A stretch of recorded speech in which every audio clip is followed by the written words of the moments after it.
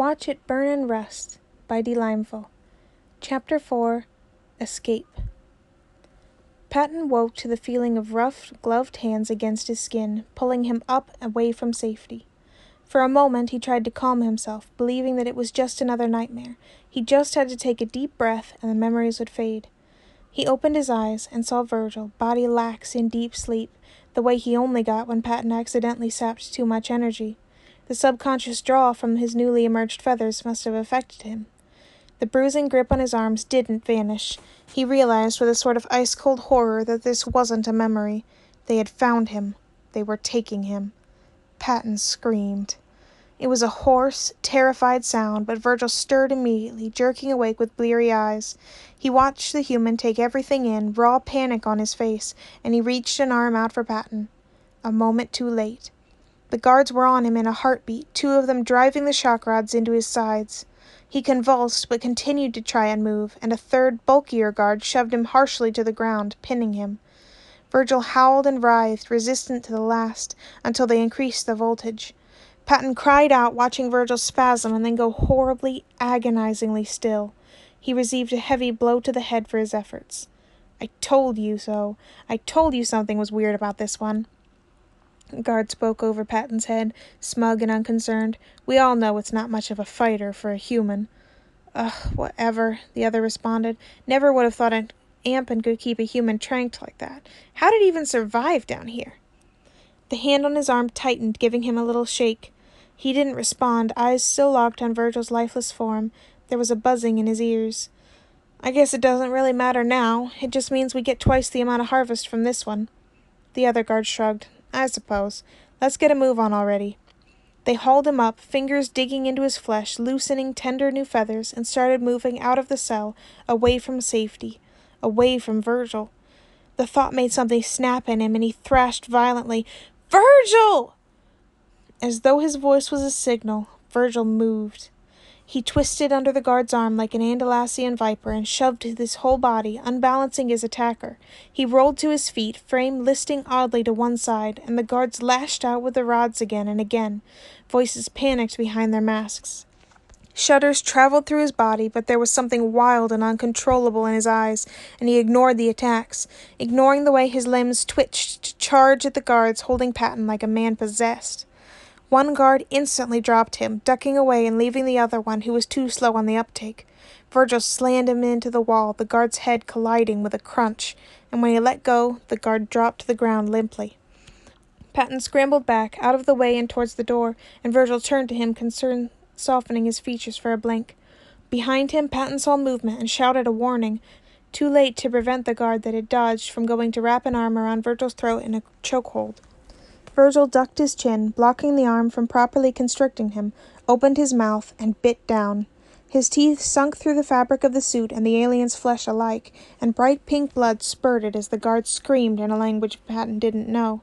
The guard wrenched himself away, stumbling back, and Virgil backed up to shield Patton from view. He spat, baring his blood-stained teeth in a mockery of a smile, and hissed gutturally at the guards that weren't unconscious, all of which were scrambling away into the back of the cell. Some of them were fumbling with communicators, and Patton grabbed the edges of Virgil's hoodie, slowly backing them out of the cell with gentle tugs.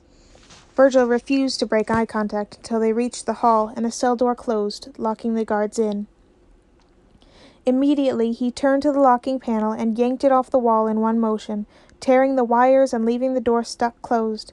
They both stared at the tangle of optic cables and crumpled plastic in his hand. "Huh. Didn't know I could do that," Virgil muttered, voice on the edge of hysterics, and Patton felt a pang of reassurance. Strength or not, that was his Virgil. He pulled on the hoodie more insistently. "We have to run!" Right, Virgil said, voice still wobbly. Patton took the lead, and then a moment later found himself scooped into Virgil's arms. The human did have much longer legs, he admitted to himself as the hallway walls passed in a blur. They were fast enough to get out. They just needed— "There!" he shouted, tugging on Virgil's ear to guide his vision to the worn map on the wall. It's covered in graffiti and stains, but still usable. "I can't read," Virgil blurted out, staring at the map blankly. Patton giggled, only slightly hysterical. "It's okay. I can."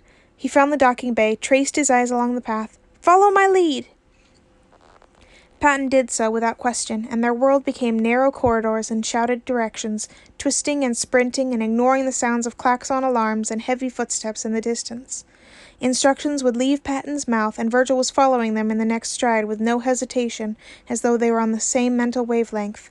Finally, they reached a dead end, and for a moment Patton panicked. Had they taken a wrong turn somewhere? They couldn't risk wandering aimlessly. "Here," Virgil pointed, drawing Patton's gaze to the door he had missed. The label on it was faded, but Virgil seemed sure.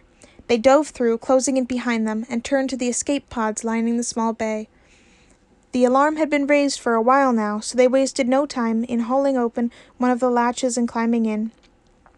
Virgil was big enough to make it feel cramped, but they fit, and that was what mattered. "You drive." "I what?" Patton dragged Virgil's hands onto the steering panel, letting the autopilot begin to guide him through the process. "I cannot drive!" Virgil yelled, trying to follow the instructions. Patton climbed over the co-pilot controls, calling on what he knew from years of wandering. "Learn quick!" he replied with manic cheer. There was a groan from behind him, but the small ship began slowly but surely detaching from the bay. As soon as they were in open space, Patton flipped the camo panels on, hoping they were advanced enough to avoid notice from the viewports of the smuggler ship. He opened up a star map and quickly found the nearest habitable planet. They'd have to wear air filters, but that was a future problem so long as they got out of here first. Course charted, he turned to Virgil, who was wedged into the undersized driver's seat and muttering what Patton assumed were curses in his native language. He climbed over his lap to give him a soothing pat. "You're doing great." "Oh, good, because I failed my driver's test at home," Virgil replied, voice faint but biting. Still, he watched the panel attentively, carefully maneuvering his hands to guide them. It didn't track perfectly, since humans weren't keyed into the general database for an autopilot, but it was good enough. A few rough patches later, Patton was desperately grateful for human reflexes, and Virgil had loosened up slightly. "This isn't actually as difficult as a drive at home," he said, slightly sheepish. Seeing as how he had just finished navigating them through a minefield of space debris as though he was born for it, Patton turned a little gray, imagining what Death Worlder vehicles could possibly be like. Still, they made it through, and Virgil leaned forwards as the ship began passing through the hazy blue atmosphere of H-18F, the small planet Patton had chosen. Everything seemed fine until they cleared the atmosphere, and Virgil realized too late that he had no idea how to land. Patton struggled to figure out the controls for him, but the ground was approaching at a dangerous rate, and just as he managed to slow their descent, Virgil yanked him away, and everything went black. He woke up, which was great. Everything was oddly soft around him, and it took recognizing the fabric around him to realize that he was cradled against Virgil. The human had grabbed him before impact and curled his entire body up as a makeshift shield of flesh, a living cushion. "Virgil?" he said weakly, pressing a hand against the one curled around him. For a second it was quiet, and Patton's heart seized to the thought that after all this Virgil hadn't made it, had died protecting him. "Ugh," Virgil moaned from above him, slowly uncurling his limbs. "What hit me?" "The ground," Patton joked, his voice slightly choked up with relief. Virgil caught it naturally and shifted to look him over. "Okay?" Patton nodded, only feeling residual nausea from the fall. "You?" Virgil looked away, rubbing the back of his neck. "Hurts awful, but I will heal." He looked at the pod's sparking interface. "Sorry. Broke it." "It's okay," Patton reassured him. "Let's get out of here."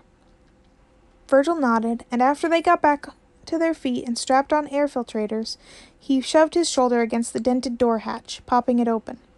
He climbed out first, checking around, ever wary, before giving Patton a hand up. The dirt was covered in dark brown foliage, and the violet sky was drizzling lightly, raindrops evaporating after they hit the ground. He held a hand out, watching the rain plop into it, reflecting the glow of his feathers. He looked at Virgil and found the human's face was already wet, a small, tremulous smile on his face. He found himself mirroring the expression as their eyes met. Their ship was ruined, they were in unknown territory, and they had no idea how to get home. It didn't matter. "We're out," Patton told him, disbelieving and joyful all at once. "We made it."